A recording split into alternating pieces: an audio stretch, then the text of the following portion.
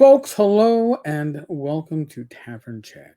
I'm your host, Eric Tenkar, a bartender in the OSR, and we have an update in the TSR versus Wizards of the Coast.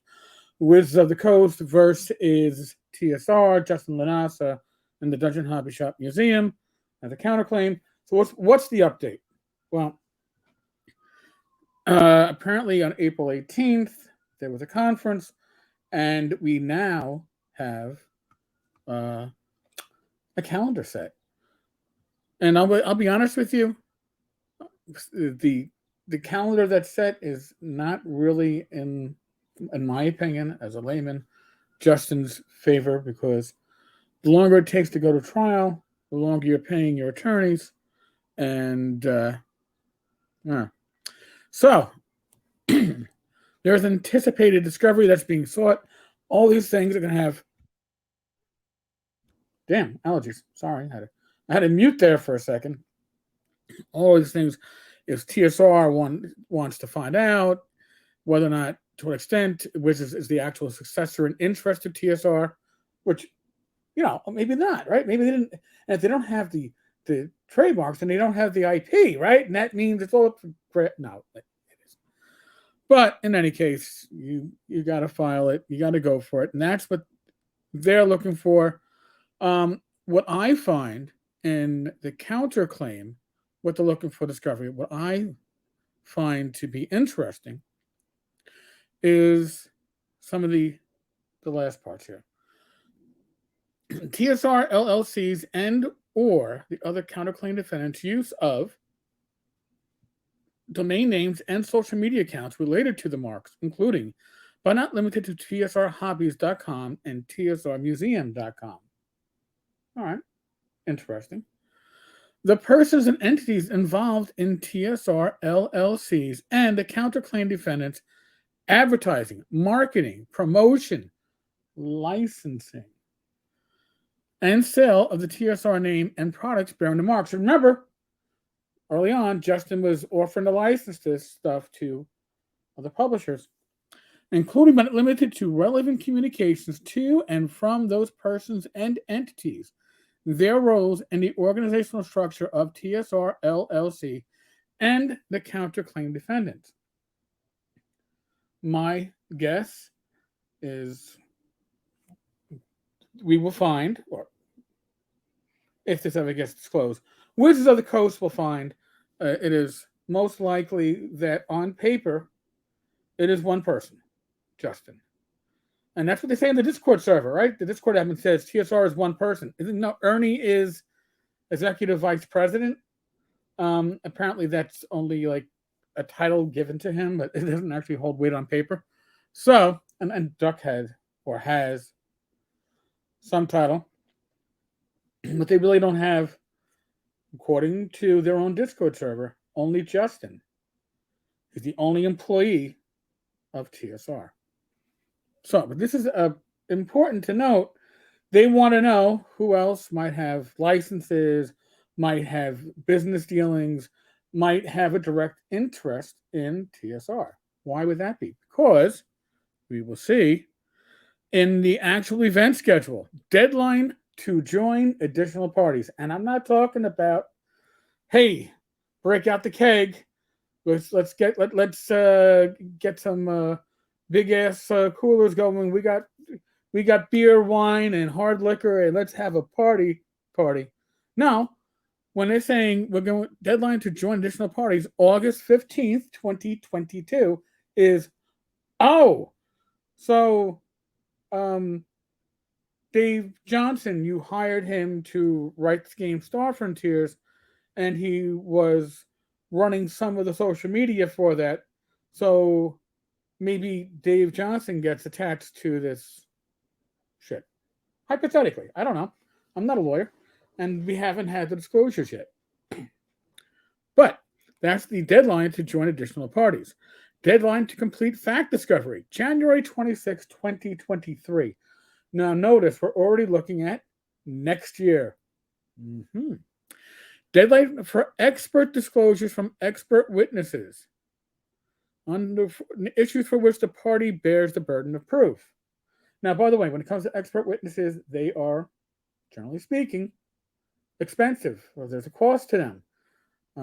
Obviously, for Witches of the Coast, they can pad it with as many expert witnesses that they want because I don't think cost is an issue. That would be February 28th, 2023. Now, remember, this is a schedule that has been agreed to by both parties, or both sides. Yeah. Deadline for rebuttal expert disclosures, April 13th, 2023. Close of expert discovery, May 11th, 2023. All this stuff. Now, in the meantime, by the way, there will likely be subpoenas going out, maybe from both sides.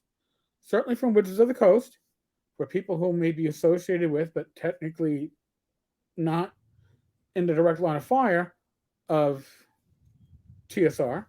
And maybe TSR will go through on their threats to subpoena one or other individuals to testify. So this is all going to come into play before the trial date. Trial date, folks. Put this on your calendar. We don't have an actual date yet. We do have a month. October 2023 for a jury trial. This isn't a trial by a judge, it's a trial by a jury. Now, if I was going to be tried, generally speaking, if folks haven't noticed this, when it comes to a trial, and it's a law enforcement officer on trial, quite often they opt to forego a jury trial. They go for a bench trial. They have one man, the judge, decide based upon the law. Why?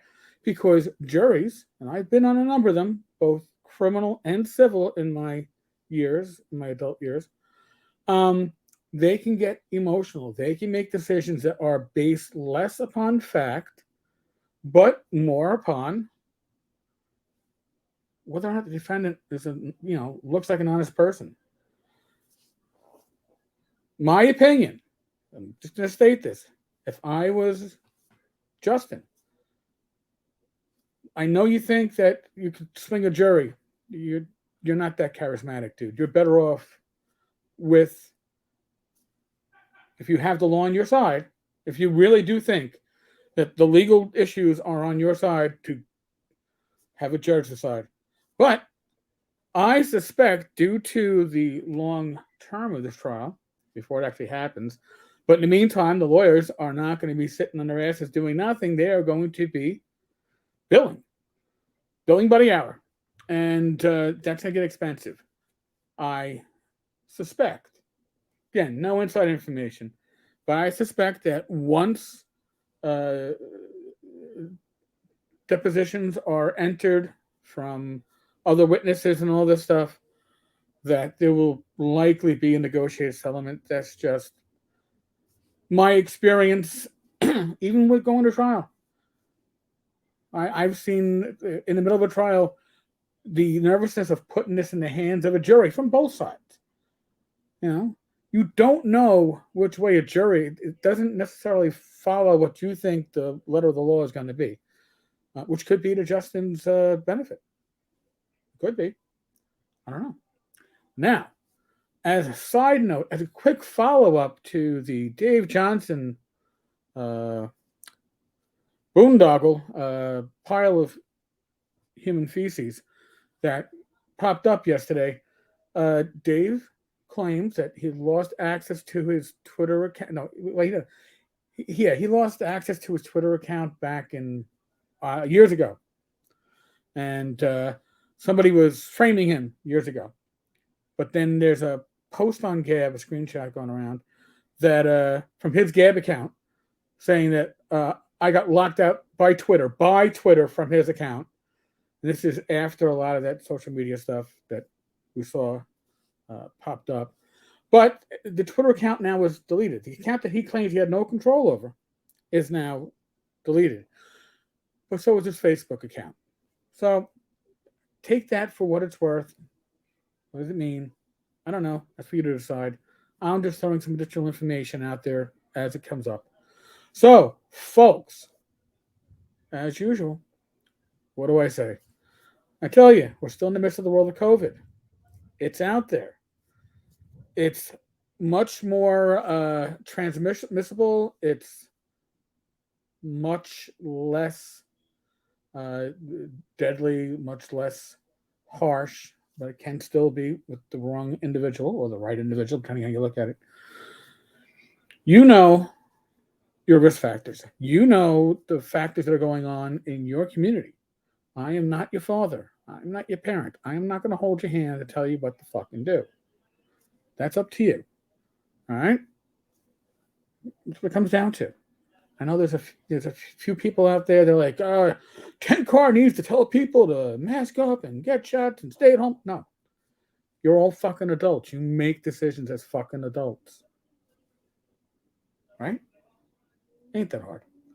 So, other than that, be safe, be well. God bless. Roll those dice. Tomorrow, 8 p.m., we are going to have Talking Crit, myself and Bad Mike, and I don't know.